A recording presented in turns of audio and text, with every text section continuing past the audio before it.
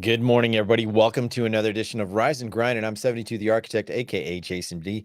Today, we're going to talk about getting prepared, how those little things make a difference in your day. So stay tuned here in just a moment, and that's exactly what we're going to do today. Get prepared.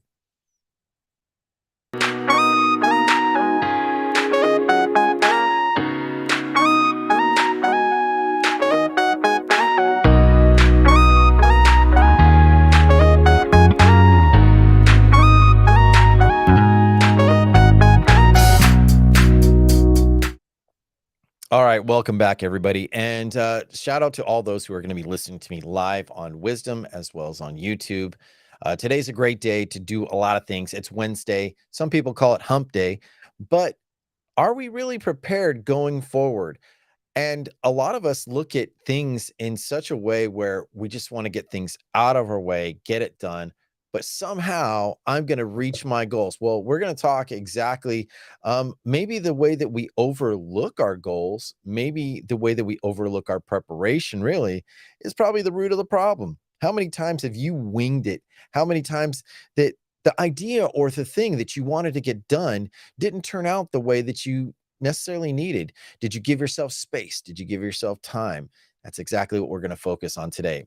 So, one of the things before I really get going is, taking the time to realize that preparation means something to you more than it's going to mean to others. That's right, it's going to mean something to you. So, today, when we're discussing preparation, the key to success is the aspects of life that where it's going to add to us. Now, whether it's love, it's family, it's work, goals, dreams, aspirations, it's understanding what's at play and how we really can make this all happen. It's not just some where you can just read a motivational book and it can give you the game plan and everything works out. But getting prepared is a daily act. It's a daily thought. It's a meditation. Now, when we understand the first steps of success, most of the time it's on the way that you deliberate and get prepared and how you're going to get prepared, why you're going to get prepared, what it means to you. So, having a plan in place is a lot of times the most likely thing that you can do, right? The most likely thing. But at the end of the day, many of us we don't really connect. And I've heard many people who've said, I tried to prepare Jason, I tried to do this, and it just didn't work. I always had the interruptions. So I've helped develop a few things that work for me and why they work for me in my preparation for my daily. I get up typically at 4 a.m. I go to bed around, I'd say about 9, between 9 and 10. And I've got to get to sleep because my rest is probably the most important preparation for the next day. It determines or helps determine the energy that I'm going to have going forward. A lot of times that mindset is affected by the sleep. Have you ever thought about that? Maybe your sleep could make a big impact in your next day. So you're not pounding, a pot of coffee down the next day or popping the 5-hour energy drink or just not connecting the dots. So how you're going to, achieve it all really matters, in sleep. And I definitely would say sleep is a big part. But once you have, your plan and your execution in place, now it's resorting to those things. So we're going to go over on, and I am producing this also on YouTube. So we're going to go over a few of the 7 steps I believe that have really helped me along and achieve great things. So if you want to check me out, look up 72 the Architect and you'll be able to see me live and going over some of those steps. And if you want to print out or whatever, I'll share my screen with you. So first, let me bring up my screen real quick. And let's see, where is it? Rise and Grind. There we go. All right. So I'm going to share my screen real quick. And the first thing that you're going to see is acknowledge the importance of being prepared in any task. Like any chef, do you think he's just going to keep going back and forth, to the refrigerator, to the tool drawer to get his knives, his peelers, or whatever? No, more than likely they're going to have certain things laid out for them, prepared in the right place, right? But too many times I have winged it. I'm like you. I've winged it, and more times than I can count, the results were pretty much always the same, or most likely the same, that I didn't want it to be the quality that it was. So that's a big part of it. So making, and then the next big part of acknowledging the importance of being prepared is making the connection of the outcome, right? What's the thing that you want to do? Say, like, you want to cook dinner tonight, or maybe you want to improve your relationship in some fashion or form. Maybe perhaps you're having a rough spot. Maybe work is not as fulfilling as you wanted it to be. So having what you need when you need it is probably the most important out of all of this, so that you can execute, so you can just use, like a surgeon, he's got his nurse, he's got his assistant, boom, okay, next, you know. But it also allows us to deal with the unforeseeable interruptions and events. And a lot of times those unforeseeable events or interruptions set you back. You can't deny that. So when we look at that, we actually look at, like, wow, I wasn't expecting this. This is so frustrating. Our emotions put us in a place where we get stuck, and it happens to all of us. I especially can't stand interruptions, but I allow myself to know that what I've prepared, I can go right back to and get right back into the groove. No matter how you do it, how you deliberate to what to do first, know where you left off, know where you can insert right back in, because, sometimes the interruptions are brief, and there are interruptions, like, you can glance, like, I could get a phone call at any time right now, and it really throw things off. But I prepared my notes, and I prepared to be actually look at you, like I'm live on YouTube. One of my good friends is on the endeavor of making, content on video and audio at the same time. They use Clubhouse and they use IG and maybe YouTube. But one of the things I recommend is, like, hey, you got to look into the camera. You've got to be there. You've got to be present, because if someone's, like, looking at you, and I've had this, sometimes it's hard for me for people to see me, and I have a hard time with eye contact. Why is that? It's because I have Asperger's. I have a hard time looking at people in the eye, but I train myself routinely to look in the eye and be prepared. Now, these are tools that will help my message go forward, and the connection, right? Like I said, you got to have a connection to the results. What's the outcome going to be like? So we're going to move on to number two, you know, and here's number two, and one of the reasons why it helps to really be prepared, and why it makes a difference. These little things do make a big difference, and it's your beliefs. So number two is embrace the power of planning ahead. Now, planning ahead is essential in part of all my days, because by the time I end my day, when I get to the rack, I'm not watching the TV to fall asleep to. I'm just exhausted. I've worked myself to the end, and I feel fulfilled most of the time when I end my day. So, building up the confidence, your confidence goes up when you really empower the planning ahead. But one of the biggest things that comes with, planning, is the organization. And we're going to talk about that in a few of the more other steps. But understand that organization does not need majority of your power. Your power is really embracing the reason why you're doing it. The empower is, like, I have the availability, I have the time, I have the skill, I have the understanding that what I'm going to do, whatever my things, my tools laid out, they're there for me to execute, execute, execute. And then when they're completed, I don't have to go right back. Now, it's good to kind of review your process, rehearse a little bit. There's nothing wrong with that. Anywhere from looking in the mirror or rehearsing what I'm going to say. I did take time to do this, but I understand that more than likely, when I understand that the smooth and steady work gets things done faster. It's not what I'm rushing. And when people say, well, I'm a multitasker, I strongly believe that it's out there that multitasking is not getting the task done. It's just not.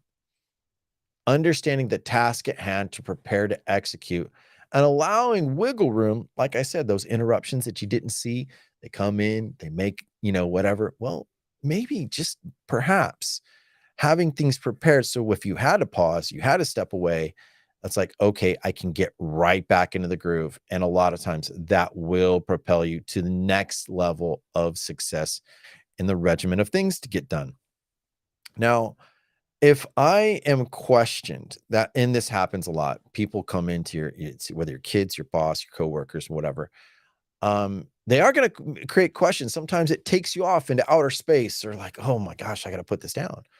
But if I'm questioned, I know the outcomes I desire that will be consistent.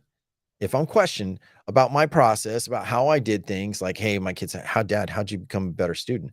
I wasn't a great student in the beginning, but I had to work really hard in becoming disciplined. But I understand the value in embracing the power of my consistency, the experiences, right? Now I'm going to talk about that in just a moment. But it also creates the resourcefulness that I've developed and I constantly use, which is going to lead on to my next big point. You know, break it down. That's right. Break down your goals into smaller, achievable chunks. And like I was saying earlier, getting organized seems to be the first initial thing that you want to do. It definitely we gravitate, and the reason why is because we understand the process of what we're doing can be discombobulated. It can be chaotic. When you feel incomplete, insignificant, not confident, your self-esteem takes a hit. The first thing your mind wants to go is getting organized. So, like I said, getting organized seems to be the first thing I want to do, but I get overwhelmed. That's the reality. But what if I told you that, and I've learned this from, this is not something I've come up originally. Let's be fair about that. But when I create smaller chunks that make the foundation of what I need and want to set me up for success are key. When I understand, like, hey, these smaller things, I get this out of the way. Just like one of my biggest obstacles in podcasting is, creating a website, creating a landing page. I have a pod page. I have, I can make content really easy for me. But along that process to get me to be able to make content the way that I do, I really embrace and understand that it took repetition, it took practice, it took belief, So creating smaller chunks and setting aside time for things, because when you look at a house has many different foundational points. And sometimes it's flat on the ground, sometimes it's on stilts, but there are many key foundations from your plumbing lines to your electrical lines, to the framing points, how the house is made. And it stands because it has the different pillars of, of what can be a part of the foundation to make it strong. So being prepared and getting prepared is really going to help you out. And a lot, I'm sure I'm telling you things you already know. Yes. But if you already understand it, is it really working for you? Are you working your preparation to execute and do exactly what you want? So, and if you say, well, and here's an indication where it's not working. If you have said lately, I should do this, I need to do that, instead of, yeah, I've done it. It's working. I'm good. If you haven't, if that's coming out of your conversation, or maybe you're deliberating and you're explaining to your friend or colleague or whatever, and you're saying, well, most people, well, guess what? I don't know most people. I know many people, but the many people that I'm around and the successful tutors and impactful people have been the people of being prepared. You can be over prepared. Yes, you can, but you got to allow fluidity and flexibility that makes the difference. Like I said, the interruptions, they come and they happen. But anyways, but also smaller chunks allow me to be flexible with my time and other needs. That's right. How many of us out there are really, and let me see if I could put this, is this better? Okay. That's a little better for me. You know, Sorry if you're watching this on YouTube, and you can see the breakdown of what I'm talking about.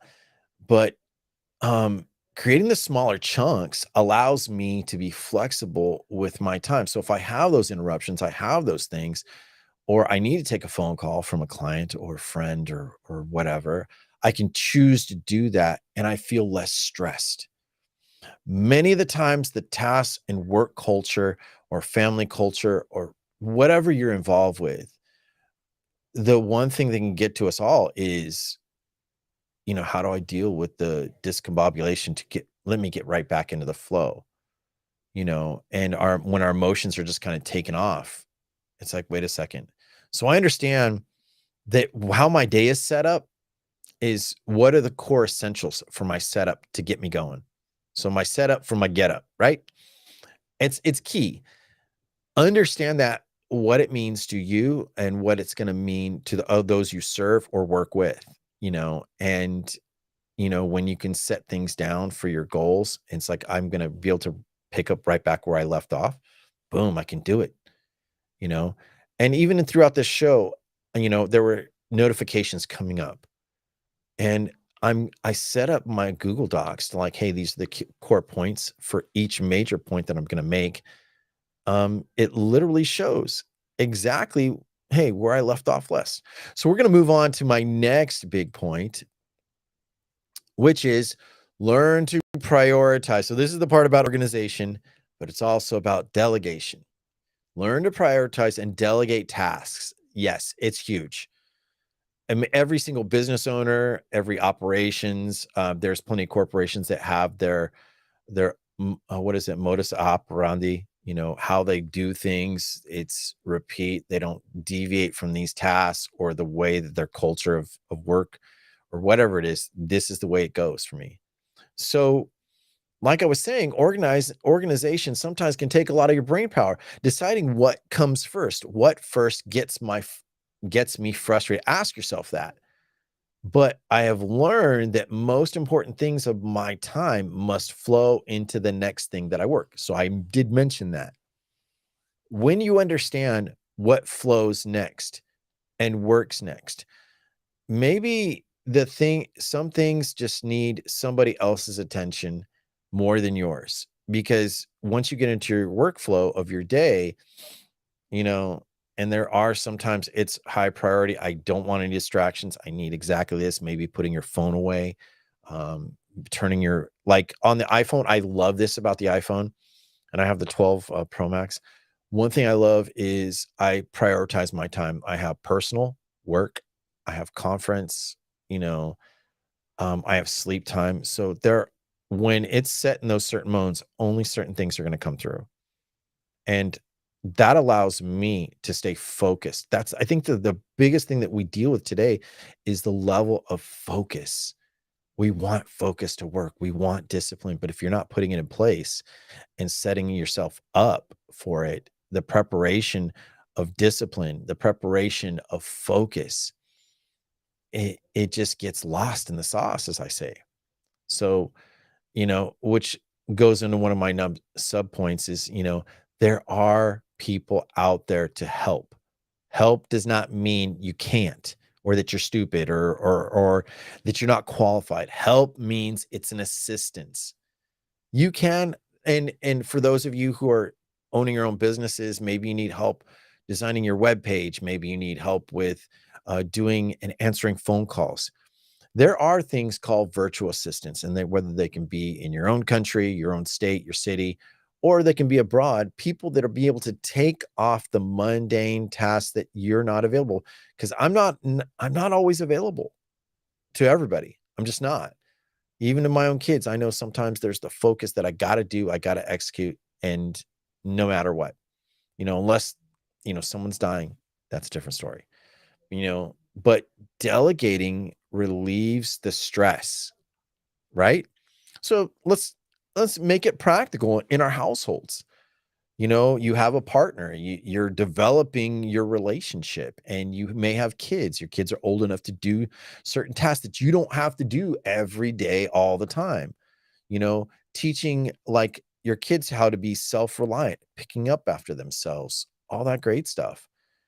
teaching them, helps you in the long run. Like, hey, if you want to help me out folding the clothes, great. Help take out the trash, do things around the house. It relieves the necessity and frustration later, right? So the quality of delegating things, the quality leaves you the ability to be able to focus on the things that you really want to or can enjoy. And many of us want to be able to enjoy our lives in such a way where it makes a real difference. We feel fulfillment. Some people say, don't ever feel fulfilled. Don't feel, they'll say that don't get too comfortable.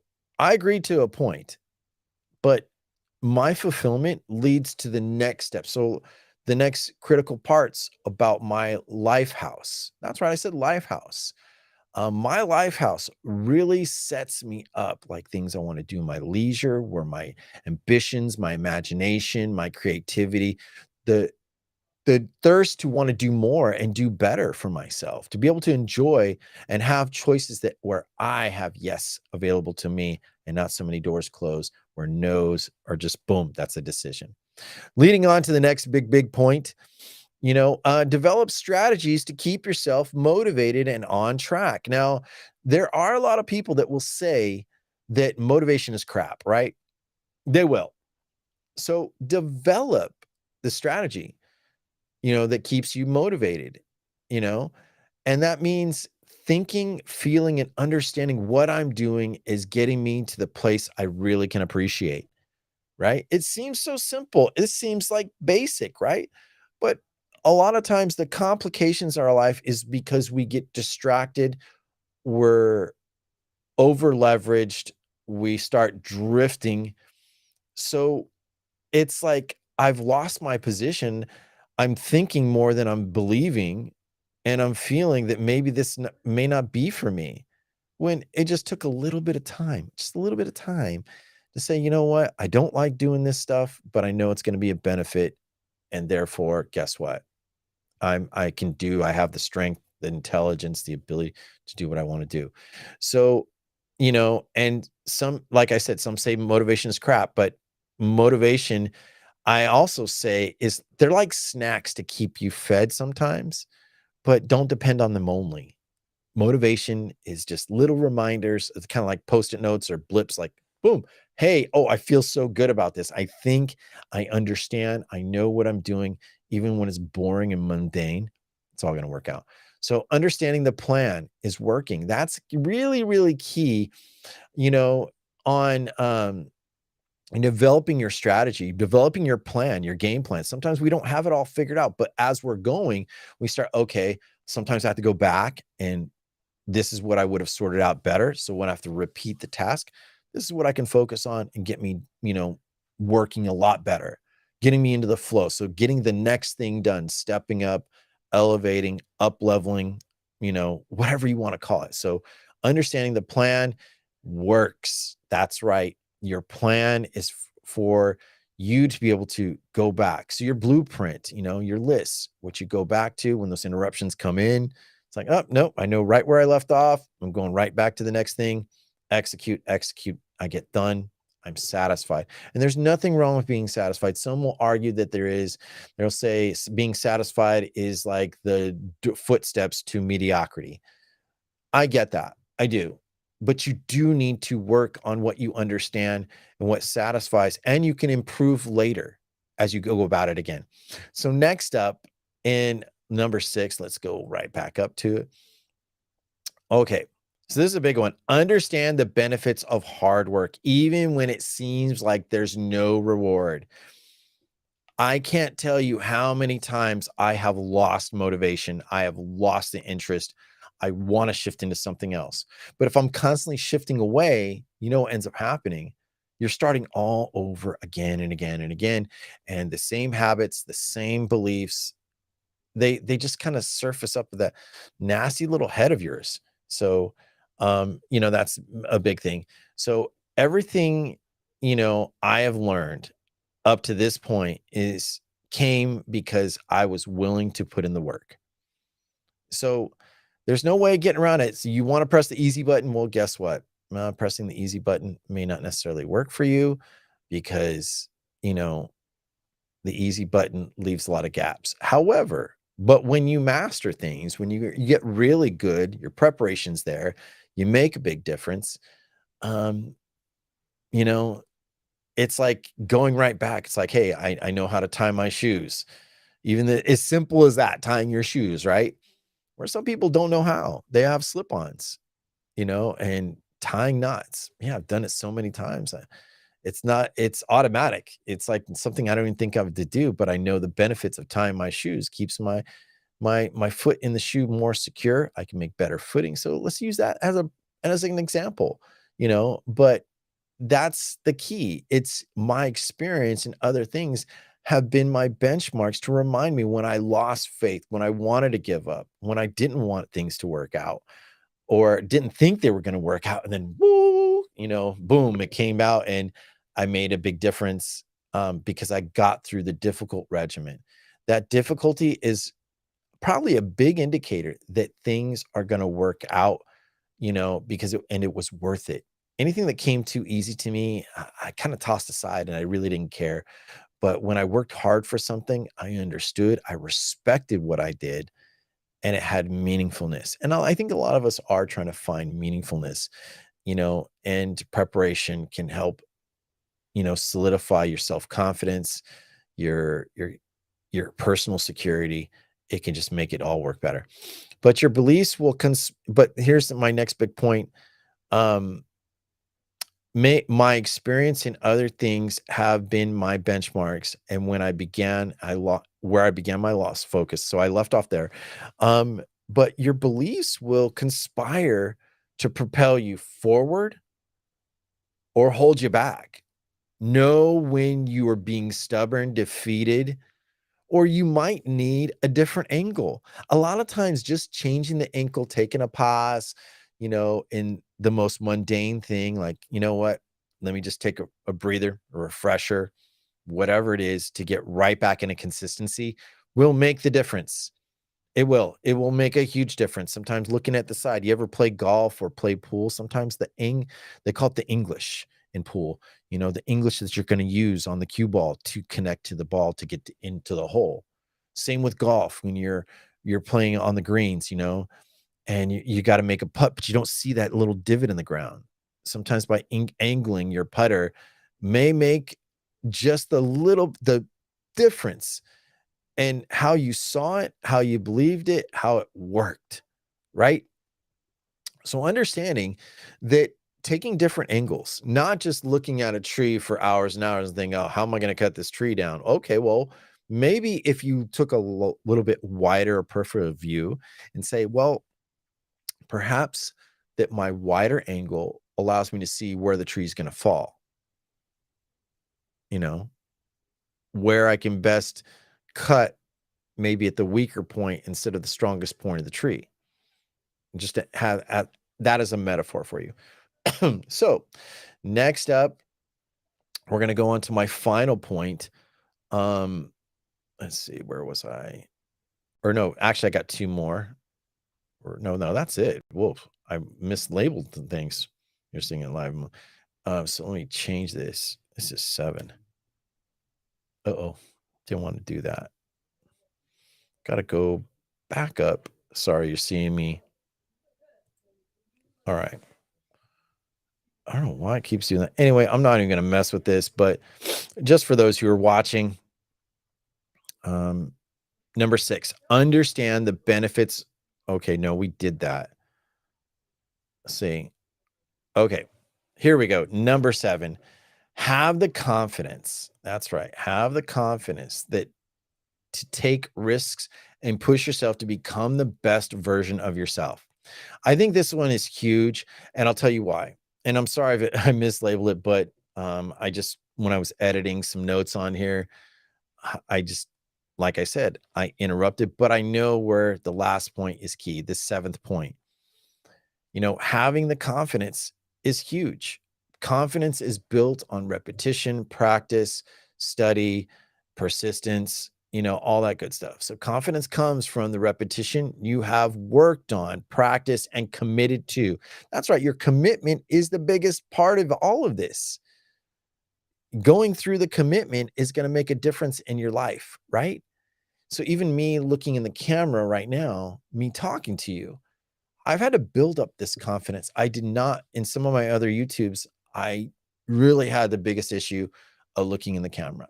I really had the hardest time because I want to look at what's on the screen. I want to see the reactions as people coming in, but none of that matters until I'm really focused on what's coming here, what I'm here for. So I'm talking to you about how getting prepared and those little things along the way that make the difference. I'm telling you, like, hey, this stuff works, right? So after you understand that confidence comes from the work, and you can't ignore it. So what are the benefits of doing the work? It's matured or cured, as some people might say. Your self-improvement shows you the ability and the availability of getting what you wanted to get done. That's really going to make your position elevated, right?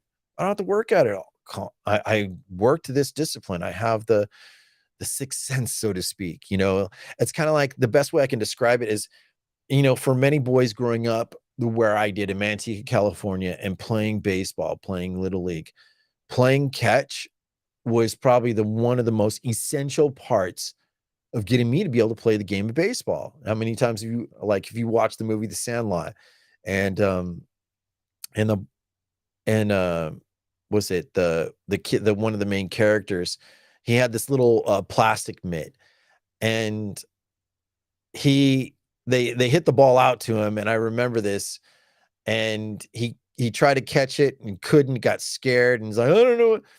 And so he ran the ball up to the baseball mound, and the guy was like, oh, what'd you do this for?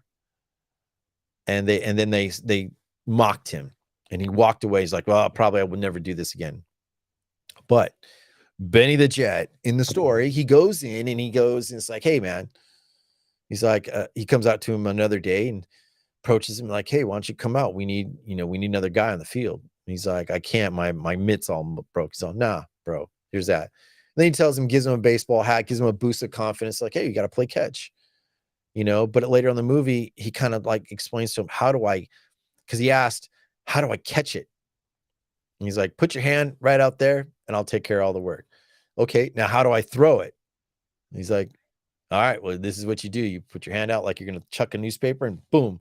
And the repetition of that led him on to the next following things, right? Now imagine that in anything that you want to do today, anything that you want to get accomplished, it's because something got you to say, you know what, let me take the risk.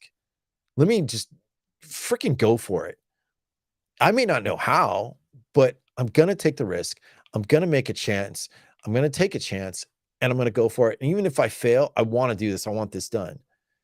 So later on, the kid, he ends up throwing balls, and he's playing just like any of the kids on the field. Maybe he's not the expert hitter. Maybe he's not, the absolute best, but it's because the repetition and the practice, right? So he's got to understand that commitment. And now he has the ability, and he plays just like with everybody else. And it's a great story. So go check out The Sandlot if you get a chance. It is made in the 90s. Definitely one of those movies I would advocate for anyone else. So, and here's the other thing about it all. We can get over comfortable. We can get lost in comfort. Life comes with many risks and challenges. Understand that your risks and challenges are there for a reason. You have a desire for something to change or be different or be better. Well, you're going to have to embrace that, because your security is not always a place you should stay in.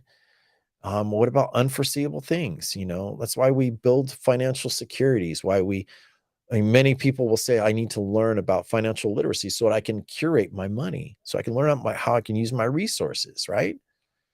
So, and that leads on to my next last point. Your best experiences come because of the risk that you took for the unknown. Your best experiences lie in the unknown, believe it or not. Like the first time you ever went to a certain amusement park and it was the greatest thing ever, you know, or taking that, getting on that roller coaster and it's like, I don't know if I'm going to survive, but you did. You got through it. So understand that your risks. So how does this relate to preparation? Preparation gives you the confidence. Preparation gives you the ability to be able to execute when you need to and when you want to. And by doing that, it relieves the stress and fear and trepidation, which many of us we have. We can't ignore that. So anyhow, that's all the time that I have on the YouTube portion. So if you follow me on Wisdom, you'll be able to hear bonus content in people's comments. You want to check that out, feel free to join me on Wisdom. I come on usually once or twice a week, but I've had an unforeseeable event where I'm waiting on someone to do something, and now I just like, okay, I took a little bit of planning, put this into play, and just make things happen. And anyhow, but I did prepare on this. I did think about this actually months ago, and I was writing this out, and I was like, what better time to execute when I have a gap to fill in my day? And I hope this has been rewarding. So don't forget to subscribe and like, whether it be on Wisdom or even Facebook. I believe, oh yeah, that's right. I'm producing on Facebook. So if you're following me on YouTube, leave a comment, hit a like, help me propel my page, get the views. I would appreciate you so much. So that's it for the day, over on YouTube, and we'll see y'all next time. Take care.